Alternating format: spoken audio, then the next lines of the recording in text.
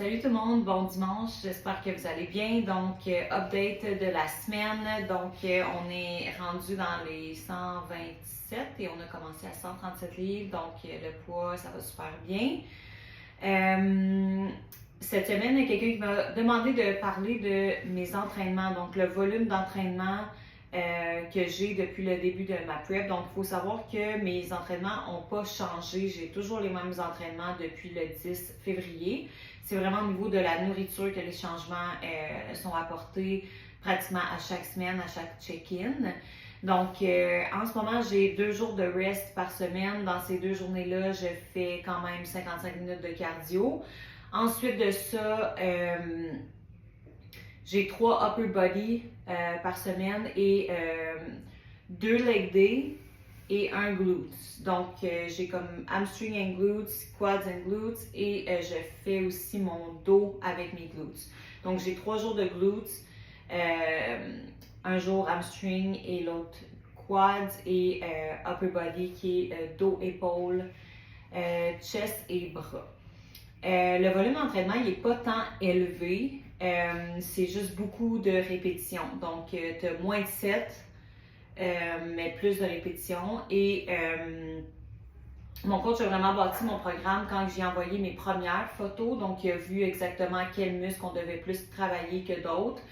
Donc, exemple, il y a des muscles que je vais avoir beaucoup de répétitions à faire versus des muscles qui sont déjà assez développés pour la catégorie, qu'on n'a pas besoin de nécessairement développer plus. Donc, ça va être vraiment juste avec la perte de gras autour des muscles, de venir apporter une meilleure définition musculaire.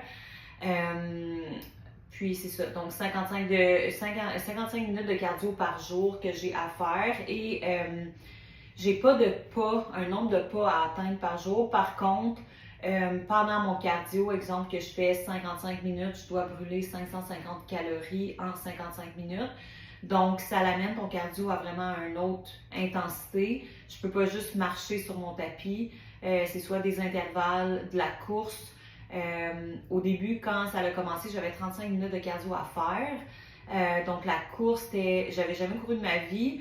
Fait que la course de 30 minutes, 35 minutes, c'était correct au début, mais là, de faire 55 minutes straight, c'était un petit peu plus difficile. Fait que ce que j'essaie de faire, c'est après mes entraînements, j'essaie de faire un 25 minutes au gym et plus tard dans ma journée, je viens terminer un 30 minutes à la maison. Dépendamment dans mes journées que je fais mon lower body, j'ai pas nécessairement beaucoup d'énergie. Fait que je vais essayer de faire des intervalles, puis dans mes upper body ou dans mes rest day, je vais essayer vraiment de faire plus de la course. Mais c'est ça. Donc, au niveau des calories, cette semaine, on a enlevé dans le fond les fruits. Donc, le matin, je mangeais dans mon gruau des fruits et le soir, dans ma collation des fruits, on a enlevé ça. Ça nous amène autour de 1200-300 calories par jour. Puis pour vous donner une idée, on enlève 550 calories juste en faisant le cardio. Ça, c'est sans compter les calories qu'on brûle à l'entraînement et pendant la journée.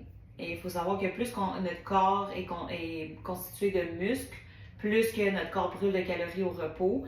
Donc, ça l'amène vraiment dans un déficit calorique quand même intense.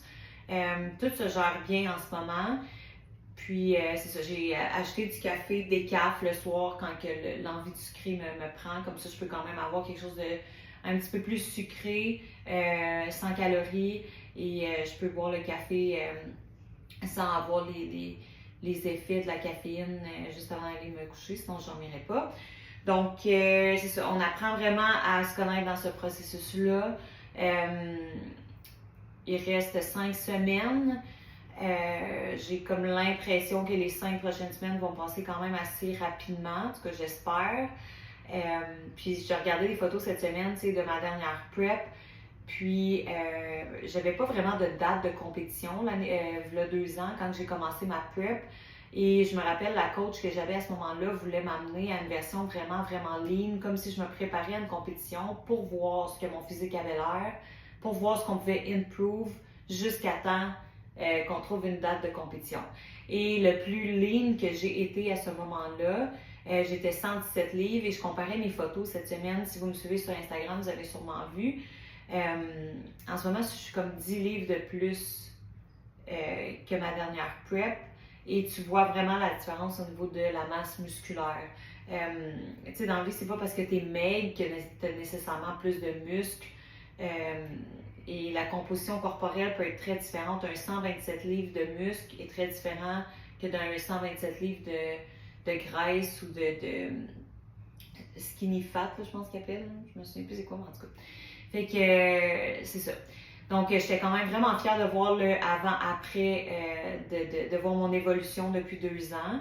Parce que quand j'avais fait ma prep la première fois, je me trouvais vraiment maigre. Puis j'étais comme, oh my god, tu sais, c'est beau d'aller sur un stage puis d'être maigre, mais comme c'est quand même un concours de muscles, tu veux quand même avoir une certaine masse musculaire.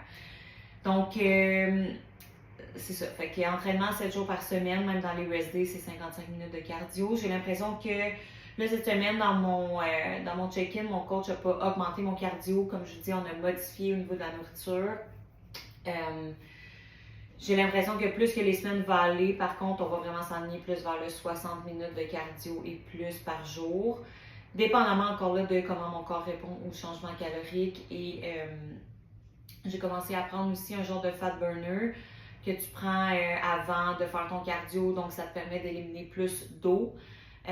Parce qu'à un certain point, quand tu n'as plus nécessairement, que ton taux de gras est vraiment faible, on cherche vraiment à venir éliminer la rétention d'eau, l'eau qui est vraiment comme dans ton corps pour avoir vraiment d'être cut.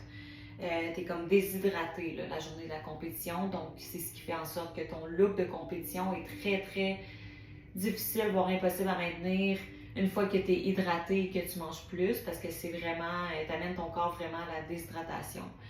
Fait que c'est ça. En ce moment, ça va vraiment bien. Il reste 5 semaines.